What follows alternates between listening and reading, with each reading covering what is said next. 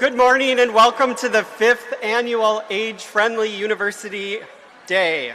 My name is Rajan Moon and I serve as co-lead with my colleague Alicia Wolf for the University of Minnesota Age-Friendly Council. I'd like to offer a special welcome to our friends joining us today across the state through our live stream, especially the watch party at my undergrad alma mater, the College of St. Scholastica in Duluth. The U is also my alma mater, so I have several of them. We're delighted to have you here as we celebrate 5 years of learning, collaboration, and commitment to creating communities where people of all ages can thrive. Today brings together community members who share a common belief that learning, growth, and contribution do not have an age limit. The Age-Friendly University movement challenges us to rethink how higher education engages with aging and supports lifelong learning, intergenerational connections, and inclusion across the lifespan. As we age, these conversations become even more important, not only for universities, but for our communities, workplaces, and society as a whole. Throughout today's program, we hope you'll gain new ideas, build meaningful connections, and leave inspired by the innovation and leadership happening across the age-friendly movement. Thank you for joining us and for being part of this community. We're excited to spend the day learning with you. I'd like to start today by offering some thanks to our friends who have helped make this possible. First, thank you to the Bakken Center for Spirituality and Healing. This morning they offered Qigong as a powerful way to start our time together. Thank you also to our partners who have helped us ensure that we have a beautiful space and great food. AARP Minnesota, the Minnesota North Star Geriatrics Workforce Enhancement Program, Age-Friendly Minnesota, and the Center for Healthy Aging and Innovation. Thank you also to our sponsors who provided support and additional funding for today's event, the Mayo Clinic, the University of Minnesota Alumni Association, the Osher Lifelong Learning Institute, who brought their spirit with their t-shirts I see out in the audience, the University of Minnesota Women's Club, Homestyle Direct, Blue Cross Blue Shield, Co-Create for Life, Rebuilding Together Minnesota, Minnesota Aging Pathways. 6 years ago, we had a vision to bring together people and organizations across the Twin Cities campus to explore the possibilities of lifelong learning and aging. We could not have imagined then that it would grow into a vibrant and dedicated community that we're celebrating today. That vision has become reality through the leadership and commitment of the Age-Friendly University of Minnesota Council, a passionate group of faculty, staff, students, and community partners who generously volunteer their time and expertise to help make our university a place where people of all ages can learn, work, contribute, and thrive. Their dedication has helped advance age-friendly initiatives across campus, foster meaningful collaborations, and ensure that aging is recognized as a strength and an opportunity rather than a limitation. To all of our council members, thank you for your service, your ideas, your advocacy, and your unwavering commitment to this work. Your efforts continue to make the University of Minnesota a national leader in creating an age-friendly campus and community. We have an exciting day ahead of us. I'd again especially like to welcome those of you across the state who are joining us virtually for this morning's program. The program begins with an inspiring keynote presentation, followed by opportunities throughout the day to connect, learn, and engage with one another. Be sure to visit our 35 exhibitors located in the University and Swain rooms near the registration area. They represent a wide range of organizations, programs, and resources that support lifelong learning, healthy aging, and age-friendly communities. We're also delighted to welcome two special guests who are joining us for this year's event, and I'll have the pleasure of introducing them in a moment. We do have a record number of attendees and exhibitors for our 5th anniversary. Please do stop by, learn about them, and thank them for being here to share their knowledge, information, and resources. We're excited as our partnership with the Alumni Market, located just a quick ride up the elevator, has offered a discount for your purchases today. The market has a sneak peek booth in the exhibit hall, and the market is located right up there. Last but not least on my thank you list is you. Today cannot be possible without you coming to campus or streaming across the state to share in a community experience. We hope that you have a great day. For those of you here, we hope you also enjoy a small gift of a school spirit bandana branded with the age-friendly university name. Before I talk more about our work and our special guests, I'd like to introduce the university's Executive Vice President and Provost, Dr. Gretchen Ritter, who is here to offer a welcome on behalf of the university leadership. Provost Ritter.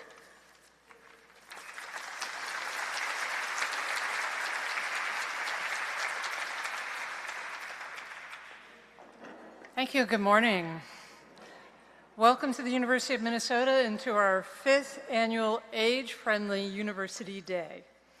As Executive Vice President and Provost, I have the privilege of serving as the university's Chief Academic Officer, helping to lead our teaching, research, and outreach mission across all 5 of our campuses, including here in the Twin Cities. It's a pleasure to welcome so many senior Minnesotans, retirees, lifelong learners, community partners, faculty, staff, and students to our campus today. The Twin Cities campus was the first institution in the state to join the global age-friendly university network in 2020. The Duluth campus joined in 2023. That designation is not simply recognition of past accomplishments. It is an ongoing commitment to building a university community that values lifelong learning, intergenerational connection, and meaningful engagement across every stage of life. At the university, we recognize that learning does not end with a degree or retirement. Older adults bring deep expertise, lived experience, leadership, and perspective that strengthens our classrooms, our research, our workplaces, and our communities. And I will say, speaking personally, over the years, I have become appreciative of the intelligence that comes from having decades of experience and engagement under your belt. I also see the value in being a place in your life where you know who you are, where you are not caught up in trying to prove yourself to anyone anymore. And that security of self makes it easier to see and support others who are at a different stage on their journey. Through the work of our Age-Friendly University Council and many campus partners, we continue working to ensure the university is a place where people of all ages feel welcomed, valued, and engaged. This commitment is also reflected in the university's new strategic roadmap, Elevate Extraordinary 2030. The plan recognizes the university's important role in advancing health, well-being, lifelong learning, and community engagement across the entire state. It specifically calls out for the university's continued leadership on research on the frontiers of aging. And by the way, we have spectacular researchers across quite a few of our schools and colleges in this area. It really is something that we prize and something that we're going to continue to work on elevating, while also expanding opportunities for lifelong learners through innovation and flexible educational models. We are truly an intergenerational campus community. Our most recent assessment showed that nearly 10,000 members of our university community are over the age of 50. They're just kids, right? Including faculty, staff, and students. Beyond that, thousands more participate in lifelong learning opportunities through programs such as the Osher Lifelong Learning Institute and other community engagement initiatives. This work is increasingly important as Minnesota's population continues to age. We now have over 1 million residents of Minnesota who are 65 or older. It's one of the fastest growing age segments in our state. As a public research university, we see tremendous opportunity and responsibility to support healthy aging, lifelong learning, civic participation, and intergenerational collaboration. One important example of this is the university's Senior Citizen Education Program, which allows Minnesotans aged 62 and older to audit courses free of charge or enroll for credit at a significantly reduced cost. Programs like this help ensure higher education remains accessible throughout life. And I encourage you to learn more at the One Stop Student Services booth in the exhibit hall today. As we celebrate our 5th annual Age-Friendly University Day, we also recognize that there's more work ahead. Being age-friendly, it's not a destination, it's an ongoing commitment to inclusion, to access, to innovation, and community partnership. Today is an opportunity to experience the university firsthand, to connect with others, to explore ideas, to engage in conversation, and discover the many ways that the University of Minnesota can be a partner. Thank you for being here and for helping to make this community stronger. I hope your day is inspiring and energizing. Having met your keynote speaker, I'm sure it will be. And then that we will continue to welcome you back to campus for years to come. Thank you.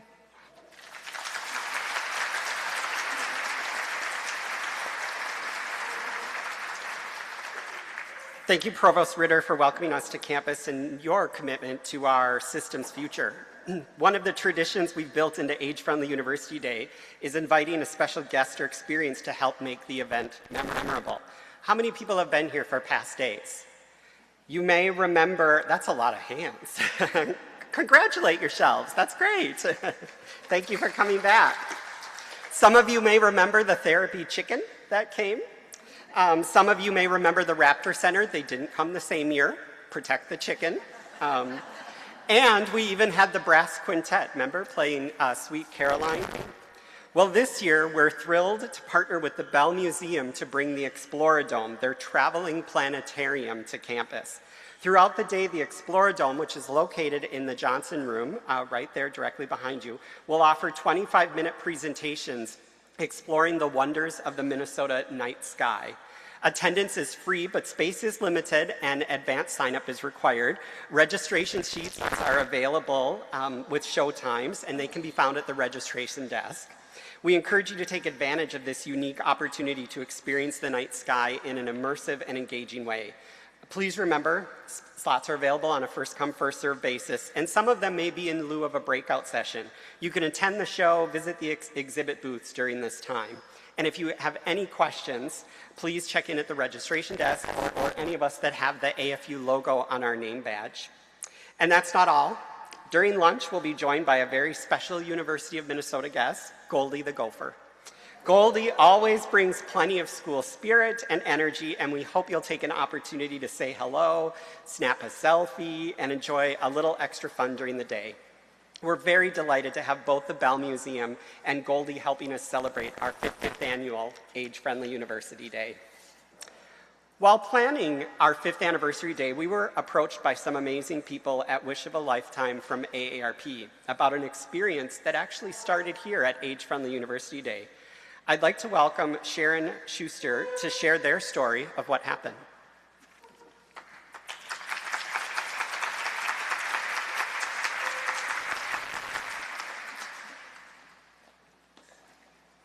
Let's give it up for another round of applause to the wonderful U of M Provost. Thank you, U of M.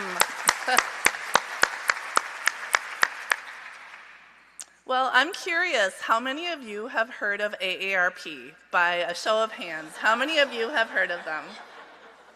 Not surprising. How many of you have heard of Wish of a Lifetime from AARP? Okay, significantly less. This is what I'm finding.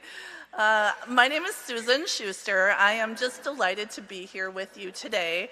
A year ago at Age-Friendly University, I had a really wonderful experience, which I will get to and share a little bit more with you. But I wanted to share a little bit more about Wish of a Lifetime. We were founded by a 25-year-old, excuse me, in honor of his grandmother. So there's a reason not everyone has heard of them, because they were very local to Denver for most of their lifetime, but in 2020, they affiliated with AARP, and that brought us national. So we are now all across the nation. I am in the Midwest. I have the 7 states, from Illinois all the way up to North Dakota, down in Nebraska, Iowa, and we grant life-changing wishes to people 65 and older. And I always get the question, what's a life-changing wish? Often I will hear, I want a new kitchen. And while that might be life-changing for some of us, really what a life-changing wish is, something that you could not accomplish on your own, something that you think may never be possible in your life, and that truly would change your life. And so I encourage you to think about, do you have a life-changing wish on your heart or your mind that you think is impossible, that you may never be able to make happen? Life-changing is different for everyone.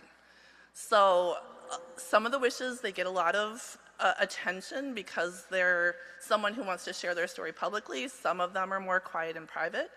One of my favorites is Colonel James Harvey. He is a 98-year-old who won the Top Gun Award in 1959. He was part of the Tuskegee Airmen. His entire team was African American, and when they won, they were not recognized. They did not get all of the usual accolades. They did not get the name on the plaque on the wall, and we worked with the Air Force to bring him and his team the recognition that they deserved. And his smile was a mile wide. It was something that had sat on his heart his entire life, and we were able to turn that and flip it into a positive.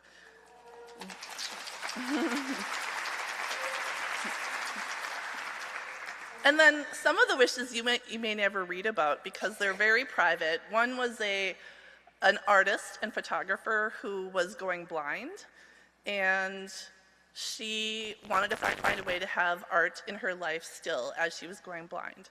And so, of course, we didn't just do something, we did something like really strong for her. She wanted to learn how to crochet. So how many crocheters do we have in the audience here? We probably have a few. And what we did was we found someone who had also gone through vision loss who loved crochet. And that woman taught her how to crochet. And they now get together once a week and they crochet together. So that might be my favorite story because I think life-changing is something that every day it impacts you, and every day that does impact her. So flipping back to Age Friendly University Day, a year ago, I met an extraordinary woman here.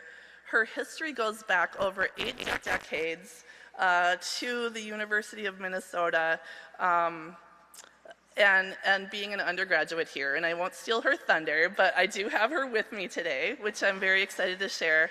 And her wish goes back even farther into her childhood. So please join me with a round of applause to welcome wish recipient Joanne Martin.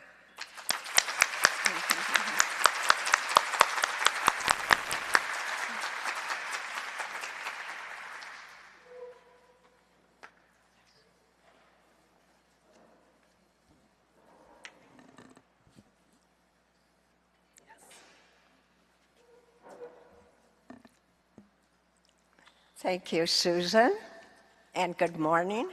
Good morning, everyone. Susan and I met last year at the last minute as I was leaving Age Friendly University with my good friend Clarice Nelson. Raise your hand. Since the day is all about connections, I thought it was important to say that Clarice had a distinguished career at the university for over 30 years as the head of, I think, the blood bank, something similar, close enough. I had a short conversation with Susan when we met, and she gave me a small card. about wish of a lifetime and a very brief explanation. So I tucked it into the back of my brain until one day when I had a very old mother-daughter memory. My mother and I had wanted to see the cherry blossoms in Washington, D.C. in the spring.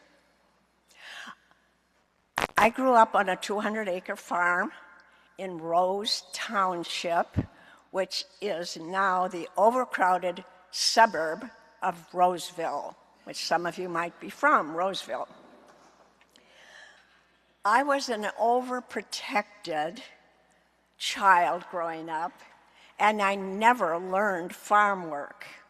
But I did learn to drive a Ford tractor with a shift, and I am still a good driver today at age 91.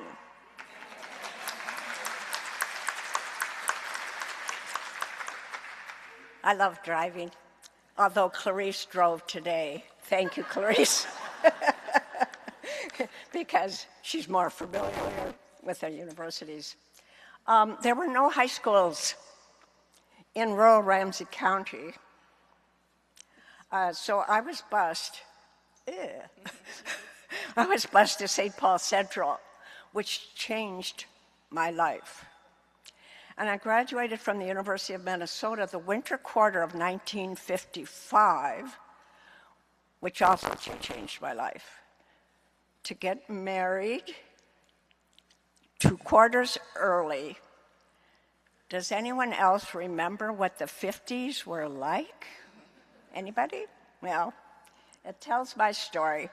We had an apple orchard on our farm, and I knew it was spring when there were blossoms in our apple trees. But I had a love-hate relationship with the apple orchard because it meant work.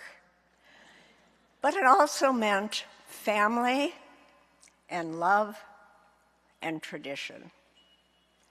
My mother and I and Aunt Katie, you should have known Aunt Katie, had a tradition each fall of making 12 apple pies, baking and baking together in one day. I hope you're impressed. I mean, that's a big deal. Thank you.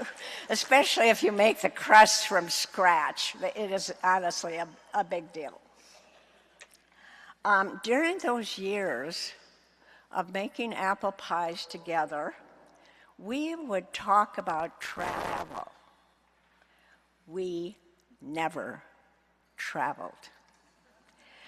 We did talk about a visit to see the cherry blossoms in spring, but I put that back in my dream memory.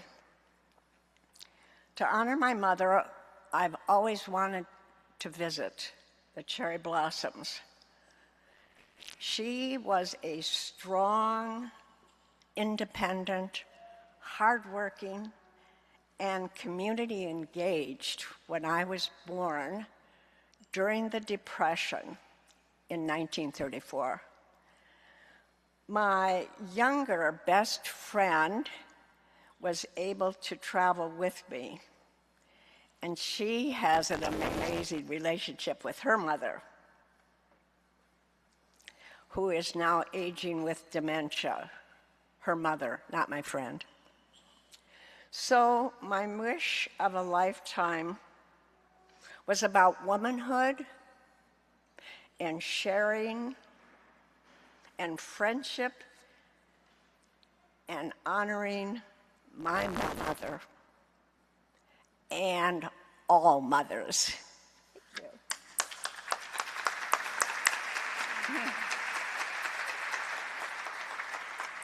I just want to say that Joanne has been one of my favorite wishes to grant in the Midwest. She really took advantage of the opportunity, and she is volunteering today to step up and tell her story because she wants all of us to be a bridge to the future.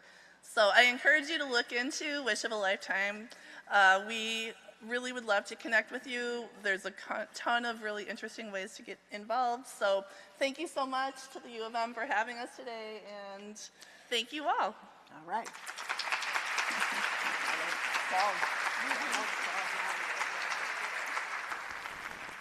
Thank you, Susan, and thank you, Joanne. Thank you for joining us today, and thank you for being an alum of the university as well.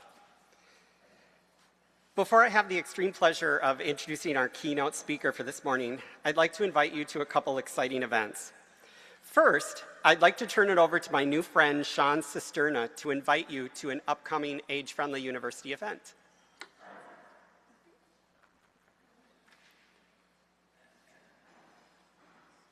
Hi everyone, welcome to UMN's Age-Friendly University Day. My name is Sean Cisterna and I'm the director of Silver Screamers. That's a new documentary about a group of older adults who come together to make a horror film. Yes, a horror film. And I'm so thrilled to announce that we'll be bringing Silver Screamers to Minnesota this October. I'll be there in person to screen the film with you, and we'll be doing a director Q&A afterwards. And it's kind of like bringing the film festival experience directly to you. You know, and while our film features older adults making a horror movie, you know, underneath it's really the story of the importance of being active and social and engaged as this group works towards showcasing their film in their community. It gives them this wonderful shared purpose, and I hope you find it heartwarming and inspiring to witness that. So see you soon, Minnesota. Yeah, you heard that right. On October 20th, we're going to welcome filmmaker Sean Cisterna to the Heights Theater to screen Silver Screamers. So what's the documentary about? Well, let's take a look at the film trailer.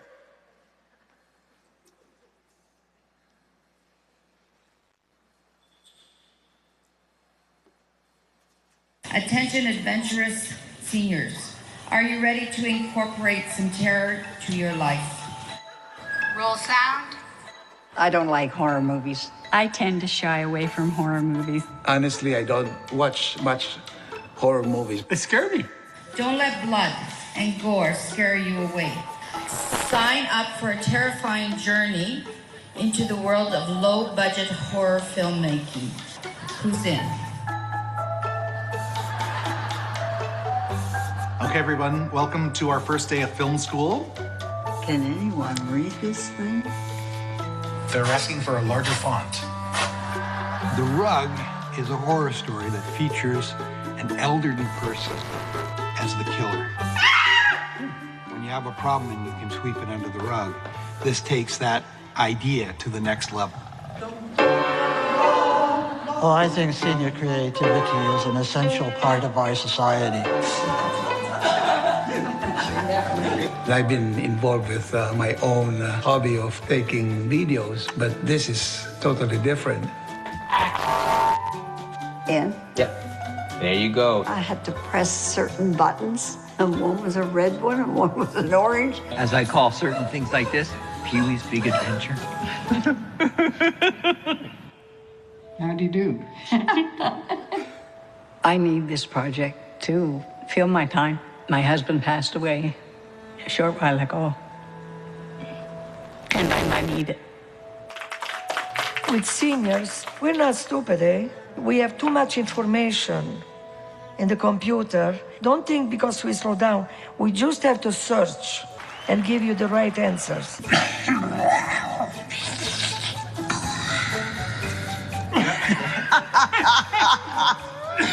Life is crazy, and this, to me, fits that category. Yeah. Oh, dear. Riot.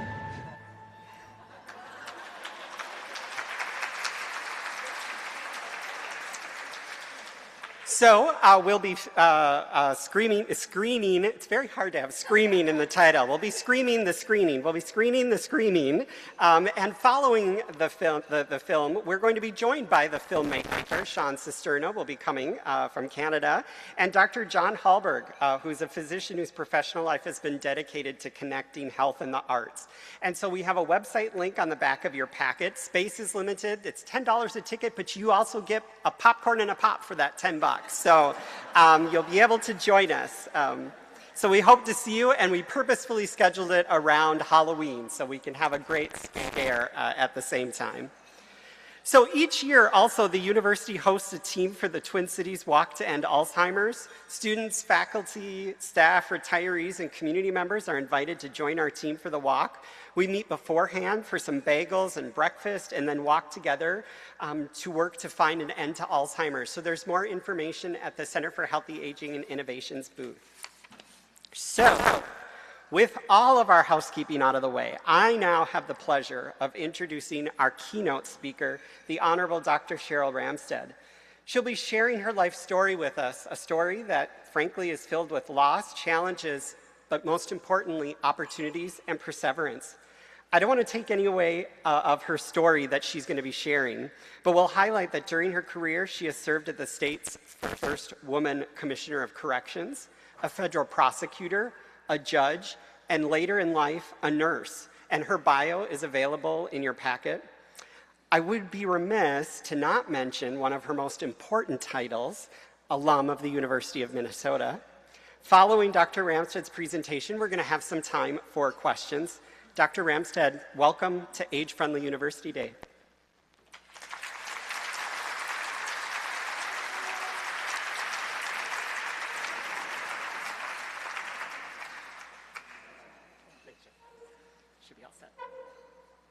Thank you, Rajan. I can't wait to see Silver Screamers. How about you? I've mentally put it on my calendar for October 20th. What a deal, $10. And thank you, Alicia and Rajan, for the work you do to champion initiatives like this. It's truly an honor to be part of the 5th annual Age-Friendly University Day. To be part of a community that so intentionally values lifelong learning, purpose, and engagement at every stage is most meaningful and inspiring to me. Stepping into the room today, and I had a chance to meet with a number of you, I'm reminded that I'm not among strangers. I'm among people who already know life does not follow a script. We've seen plans unravel, doors close, and unexpected chapters begin. We've shown up time and again for others, often without recognition. We don't need to pretend life has been simple or predictable. We know better. We've had moments that forced us to adapt, to endure, and sometimes to begin anew in ways we never anticipated. That shared experience creates an immediate bond among us. And here we are, still curious, still searching, still asking, what comes next? That's what makes this time in life so powerful, not because everything is settled, but because the questions we ask are deeper, more honest, more consequential than ever before. Today's conversation, What Remains is What Matters, Living Meaningfully Now, isn't about looking back with nostalgia or looking ahead with uncertainty. It's about standing right here where we are and asking, what truly matters now? What will I do with the time, the experience, and the capacity I still have? Does my life matter in the same way it once did? And what remains for me to do? Your presence here today suggests that your story isn't finished yet. I didn't first meet these questions in a quiet moment of reflection. I met them in a hospital bed when the future I assumed would be mine seemed to vanish in an instant. July 7th, 1979, I was 29 years old, trying cases as a federal prosecutor by day and in my spare time learning how to fly. That afternoon was meant to be a milestone, my first solo flight as a student pilot. I remember a mix of excitement and focus as I took off from home and field in St. Paul. My mission was to do 3 touch and goes. Touch and goes are where you take off with the plane, you go downwind, you get onto the base, and then you come back upwind, and then touch down, and then go up again. So 3 times you do that. The 3rd time I'd touch down, my solo flight would be completed, a rite of passage for a student pilot. The day was perfect for flying. 80 degrees, not a whisper of wind, cobalt blue sky, everything seemed perfect. The first landing was smooth. The second, just as good. My confidence was building. Then came the third approach. The tower cleared me for landing. Everything seemed routine until it wasn't. The engine sputtered, coughed, then went dead silent. And if you've ever been in a small plane, you know that silence is not a good sign. There was no engine. My plane was dropping from the sky fast over downtown St. Paul, the state capitol, the Mississippi River, and the interstate, with absolutely no safe place to land. The next 20 seconds, I was aware in a way I'd never been before that I might not survive. Yet the thought that crossed my mind wasn't about my career or my future. It was simply, almost instinctively, I didn't want anyone else to die with me. The plane tore through a tree, struck a power line that ripped off a wing. The cockpit exploded into flames. Then the plane slammed into another tree, causing it to come to a violent, abrupt stop. I was in an inferno. Smoke was closing in on me. Fire was everywhere. The heat was intense. I had to get out or I would be burned alive. I tried the doors. The latch wouldn't budge, jammed from the impact. I did the only thing I could think to do, and that was throw all my body weight into the door that was on fire, and it popped open. I climbed through the flames while people rushed out of their homes in this densely populated St. Paul neighborhood. One neighbor helped me cross the street to St. Vincent's Catholic Church, where I collapsed on the sidewalk. The priest came out to give me last rites. Here's what this scene looked like.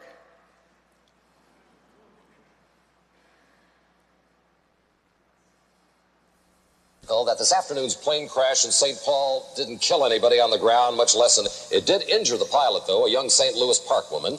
News Center 11's Nancy Nelson was there and filed this report.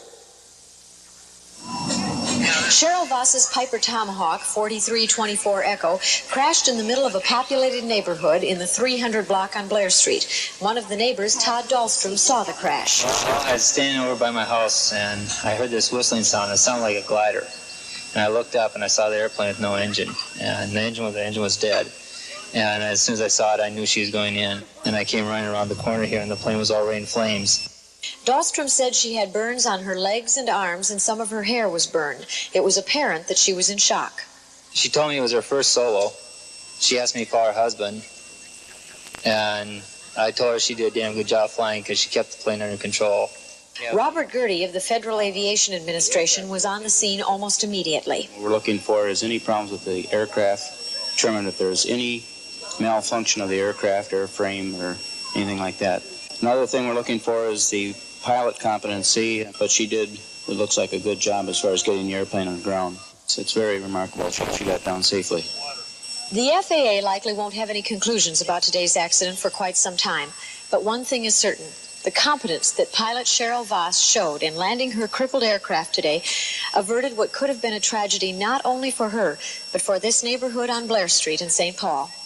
With photographer Brian Augustine, this is Nancy Nelson for News Center 11.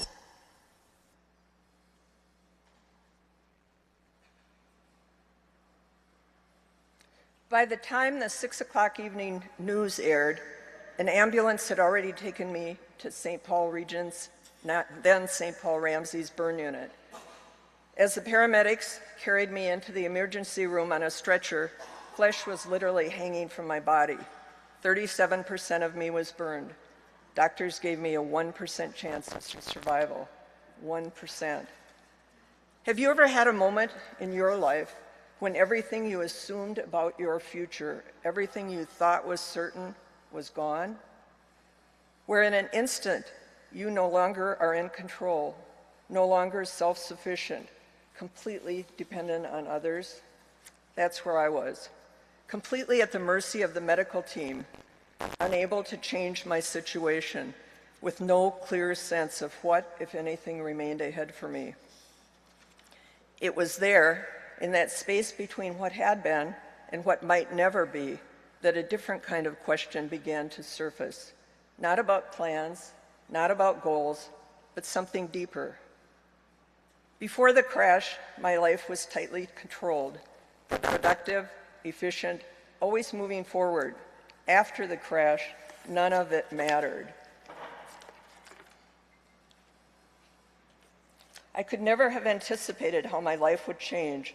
In the hospital, the days seemed to belong to someone else. My vibrant world, before this ordeal, filled with the hustle of busy days, feels irrelevant in the face of my current reality, replaced by the clinical ambiance of the burn unit. I'm thrust into a bewildering world that is largely incomprehensible. The terminology, the procedures, and the reality of my condition feel alien, as if I'd been dropped into a parallel universe where everything I know is turned on its head. Trying to make sense of it all is like trying to piece together a puzzle without knowing what the final picture is supposed to look like.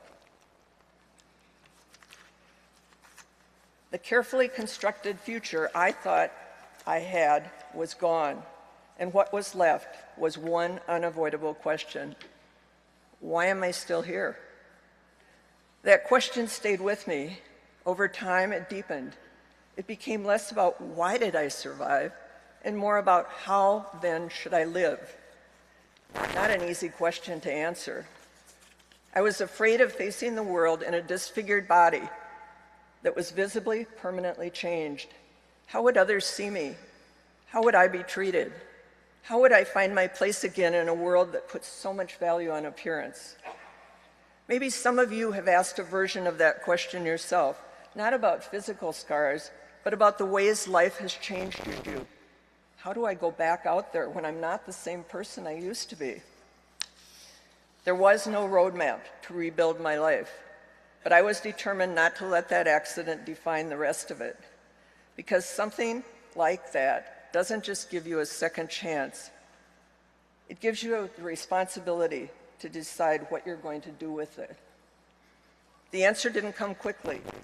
It came slowly and at a cost, through pain, through setbacks, through multiple surgeries, and then the long, humbling work of learning how to live again. I had to relearn the basics, how to walk, how to use my hands, how to do things that most of us never think twice about. And somewhere in that process, I learned something no courtroom had ever taught me. Survival is only the beginning. No one walks away from a burning cockpit, whether it's literal or something life throws at you, without being changed. At first I asked, why me? No answers came. When I shifted the question to what's next, that question pulled me forward. It gave me direction when I didn't have clarity. It didn't happen overnight. Recovery took a long time. For 2 years, I had daily physical and occupational therapy. This hand was burned right down to the bone.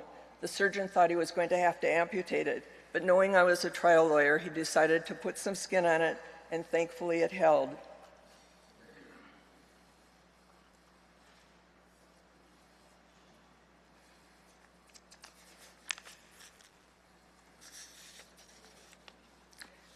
My parents put a photo of me running a 10K just 1 week prior to the crash next to me in my hospital room. One of the nurses stopped to look at it and said something that at the time felt almost impossible to believe. She told me that not only would I run again, but that in 2 years I'd be running a marathon, and she told me she'd be at the finish line to cheer me on. When she said that, I couldn't even stand up. But sometimes all it takes is one person, one voice, to help you see beyond where you are. Her words stayed with me, and 1 year, 11 months later, I crossed the finish line at Grandma's Marathon in Duluth.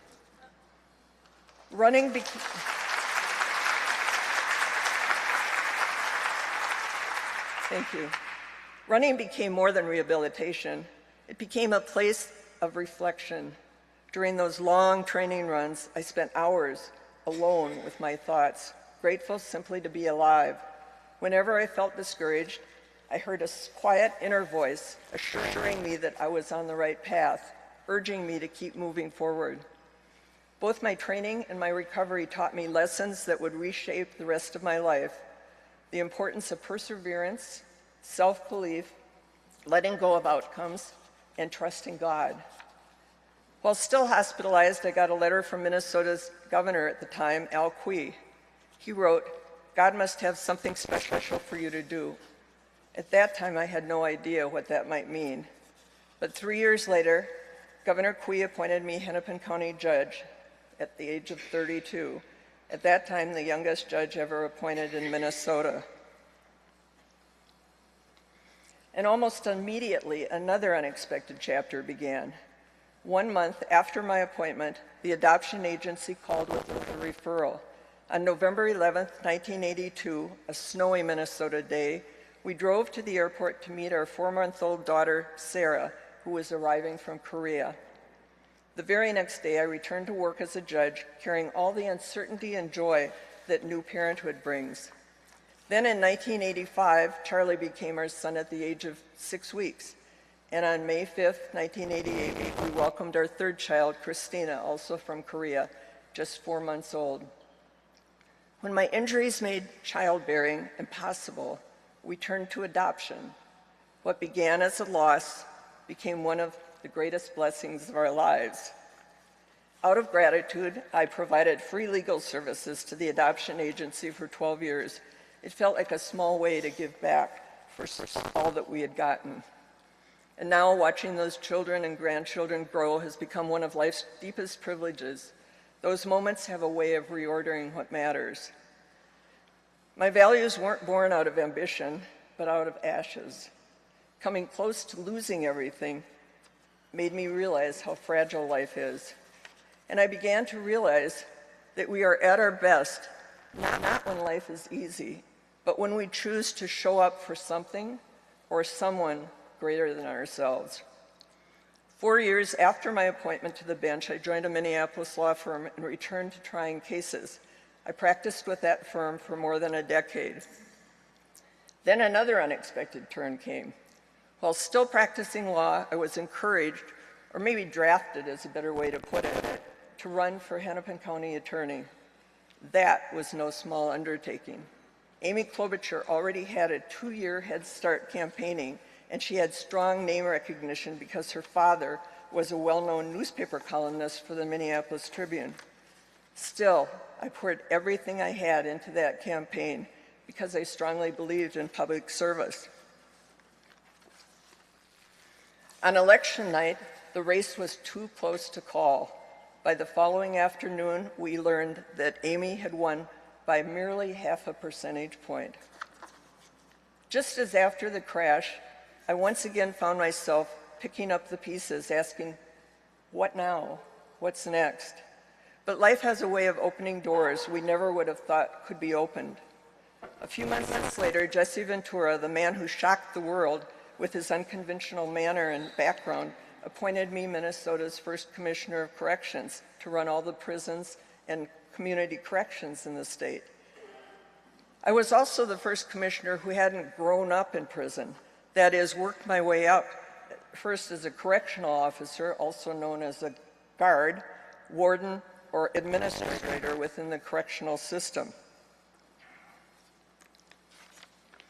It was a huge leap for me, managing a largely unionized workforce that didn't welcome a woman at the head or change, especially since Governor Ventura wanted things changed, demanding measurable results and fast progress.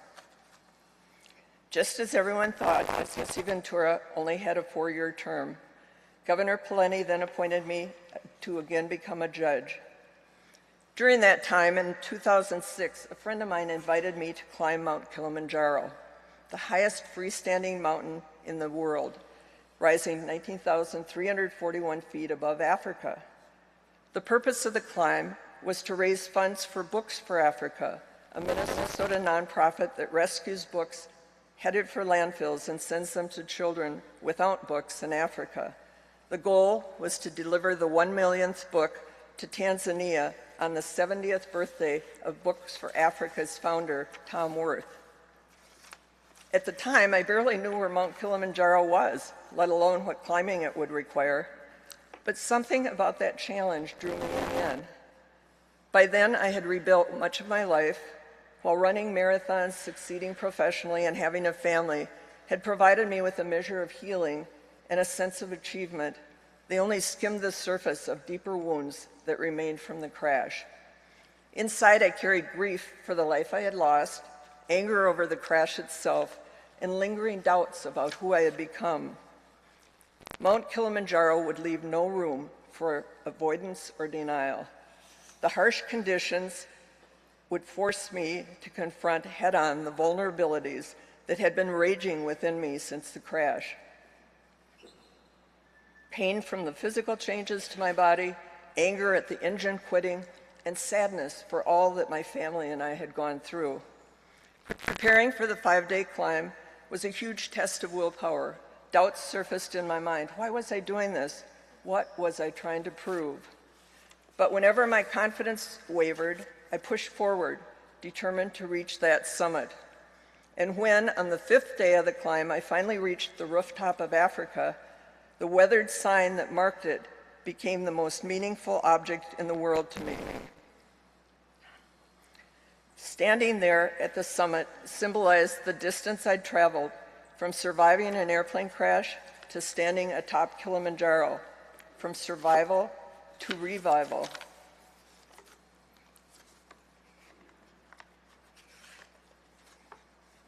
The world spread out beneath me, a magnificent, unending mosaic.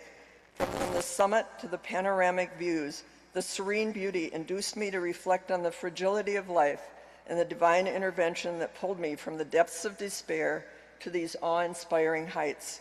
The journey up Kilimanjaro was a symbolic ascent from my lowest valleys to the highest peak I could imagine. Throwing my arms up in the air, I shouted with all the breath I could muster, "I made it!" The sound echoed, mingling with the wind. What a rush of exhilaration overcame me. In that moment, I had a profound revelation of what it means to be truly alive and to stand atop of the world. The climb released something within me. The emotional wounds I had carried no longer controlled my spirit. I felt liberated, as if my spirit had been unshackled. My scars, physical and emotional, became reminders not of weakness, but of perseverance and courage. I felt overwhelming gratitude for the second chance I'd been given. The shadows of my past might always linger, but they no longer had dominion over my spirit.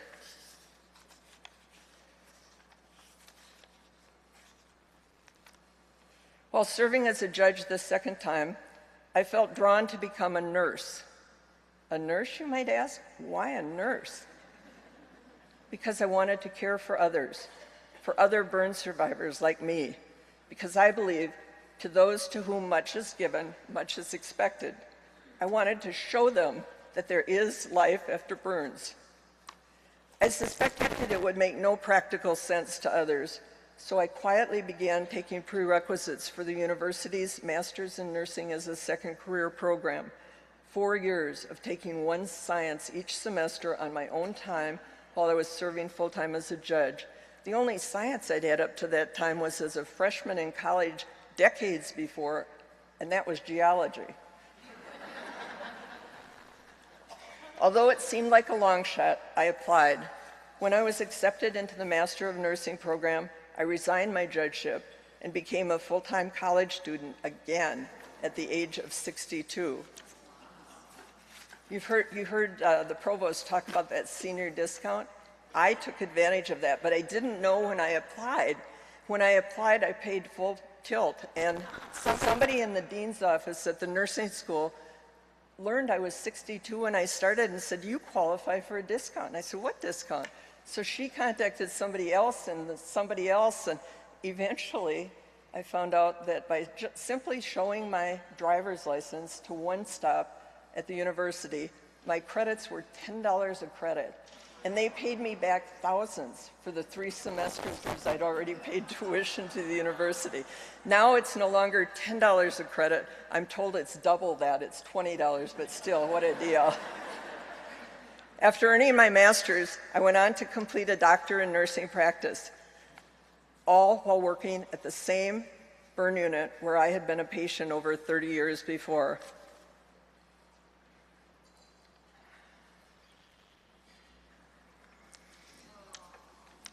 Nursing opened many doors for me. When I completed my doctorate, I joined the executive leadership team that ran Hennepin Healthcare.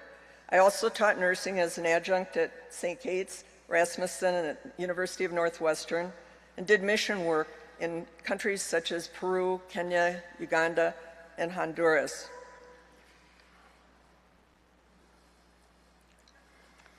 Looking back now, I can see that surviving the crash wasn't my only purpose, nor was it the end of my purpose. It was a thread running through all of it. I learned that purpose isn't about titles, accomplishments, or recognition. It's not something we chase. Rather, it is formed within us through surrender, trust, hardship, and the willingness to use what remains. A full life isn't something we look back on. It's something we build, choice by choice, day by day. It isn't waiting somewhere in the future. It's decided repeatedly in the life we're living today, and often it doesn't look like purpose at all. It looks like interruptions, inconveniences, loss, unexpected turns. A closed door becomes a new direction. A hard season becomes a call to serve. An ordinary day becomes a chance to show up for someone else. If we pay attention, life keeps inviting us forward. The world may suggest that purpose has an expiration date, that there comes an age to step aside. That's simply not true unless we let it be. Age doesn't shrink our world. It frees us to live more honestly, more generously, more intentionally. None of us knows how much time we have, 5 years, 10, or far less. But that uncertainty isn't a limit. It's a lens. It sharpens what matters and asks a simple, urgent question. Given this moment, how will I live it? It begins with a shift from what do I have to do today to what do I get to do today. From my best years are behind me to some of my most meaningful years may still be ahead. From I've done my part to where am I needed? From fear to faith, that shift changes everything. I found 7 simple ways to live it out. First, start each day with expectation, not limitation. Before my feet hit the floor, I try to ask, what do I get to do today? That one question can change my entire posture toward that day and toward my life. After the crash, there were days I didn't want to wake up. Everything hurt. The future was uncertain, but I learned that every day is given, not guaranteed. A full life doesn't mean it begins someday. It begins every morning. Second, I refuse to be defined by what happens to me. In an instant, my life changed. My body, my future, everything I thought it would be. I could have let that moment define me, but I came to understand that what happens to us is real, but it's not final. We still get to decide who we become. As we age, we all carry something, losses, disappointments, unfinished stories. The question isn't whether these things exist. The question is, will they limit us, or will we move beyond them? Third, I try to look for purpose in disguise. Some of my most meaningful work in life came out of what I never would have chosen: pain, recovery, and the long road back. If we're willing to ask, what can I do with this, purpose begins to emerge. Fourth, I choose to show up for others. One of the turning points in my healing was when my focus began to shift from myself to others. Serving others didn't drain me, it restored me. It gave meaning to my pain. Whether running the prisons, caring for burn survivors, or serving in countries like Honduras or Uganda, I discovered that a full life is never a self-centered one, and we are never too old to be needed. Fifth, I let go of the fears that shrink my life. After trauma, fear can quietly take over. Fear of risk, fear of failure, even fear of stepping into something new. But if I let fear make my decisions, my life would get smaller and smaller. There would be no marathons, no mountain climbing, no mission trips, no change of careers, no memoir written. And I think that one of the greatest risks of aging is not physical decline, but living more cautiously, more narrowly, more withdrawn. Because on the other side of that fear is the very life we're meant to be living. Sixth, I try to live my life without regrets. When I almost lost my life, I gained clarity. I realized that I don't want to get to the end and say, I wish I had. So now I step into the opportunity, not recklessly, but courageously, because a full life isn't necessarily a safe one. It's one that we live with no regrets. Seventh, I'm committed to paying it forward. Life is meant to be given away. If there's one thing that has been apparent to me since the crash, it's this. What I've been given was never meant to stop with me. Someone else needs it. And there is deep joy in that. Not fleeting happiness, but deep, grounded joy. Because a life poured out for others is a life that is full.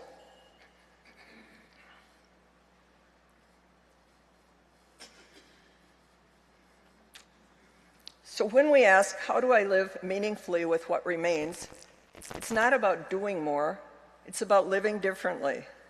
Receiving each day, choosing purpose, moving forward, moving beyond the limitations, letting go of fear, taking the risk, showing up for others, and giving our lives away. And then just doing it, stepping into it, saying yes to it. Because a full life isn't found at the end. It's built right here, right now, while we still have the chance. In closing, I want to leave you with this thought. None of us knows exactly what remains. Not how many years, not how many opportunities, not how many ordinary moments, the mornings that might turn out to be extraordinary in ways that we cannot see yet. But we need to remind ourselves that as long as we're here, there is still purpose ahead of us. Someone to encourage, work worth doing, beauty to notice, courage to summon, love to give, risks worth taking, ways to grow, serve, forgive, and begin again. The world often tells us that life narrows with age. I don't believe that. I believe that life can deepen. Our perspective deepens, our gratitude deepens, our compassion deepens, and if we allow it, our impact deepens as well. Looking back, I can see that the moments that shaped me the most were not the moments I would have chosen, the crash, the pain, the setbacks, the uncertainty, the losses.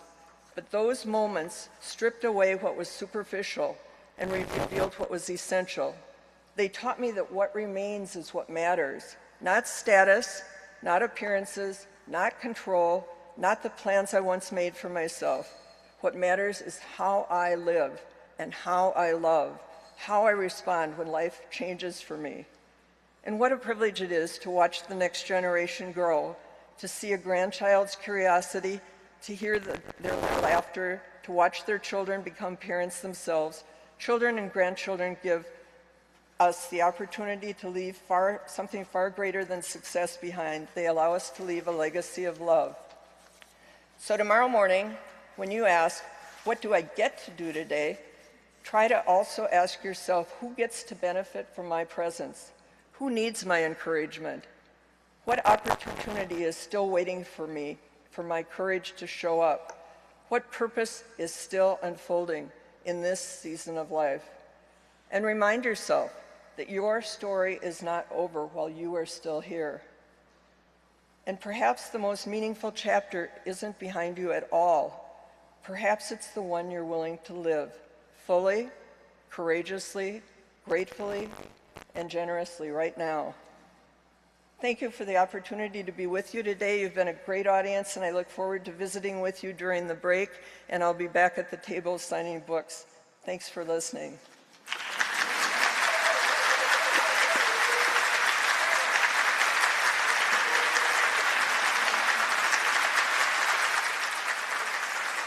Would you be willing to take a couple of questions? Okay.